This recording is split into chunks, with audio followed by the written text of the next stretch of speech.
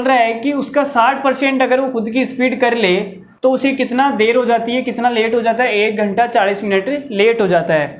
तो उसका जो सामान्य टाइम था जब उसकी स्पीड 100% थी तब उसको कितना टाइम लगता था ये पूछा है। तो डिस्टेंस तो यहाँ पे फिक्स है भाई, जो डिस्टेंस है वो क्या है, फिक्स है। डिस्टेंस हमारी क्या है, फिक्स्ड है, ठीक है। तो हम बोल सकते हैं कि स्पीड और टाइम का जो रेशियो है वो क्या होगा, एक दूसरे का उल्टा होगा, ठीक है। तो देखो पहले मान लेते हैं, पहले उसकी स्पीड कितनी थी और बाद में कितनी थी ये देख लेते हैं बाद में। तो ये बोल रहा है 60%।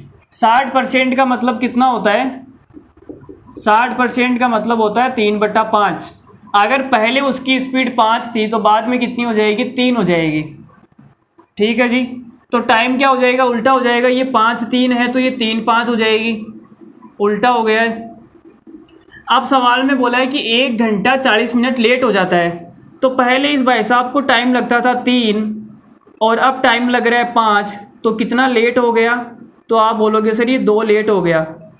और इस 2 की वैल्यू कितनी है, 1 घंटा 40 मिनट। 1 घंटे का मतलब 60 मिनट और 40 मिनट का मतलब 40 मिनट, तो कितना हो गया 100 मिनट। तो ये हो गई हमारे पास में 100 मिनट। 2 की वैल्यू कितनी आ गई, 100 मिनट। तो 1 की वैल्यू कितनी आएगी, 50 मिनट। आपके पास में 1 की वैल्यू आएगी 50 मिनट।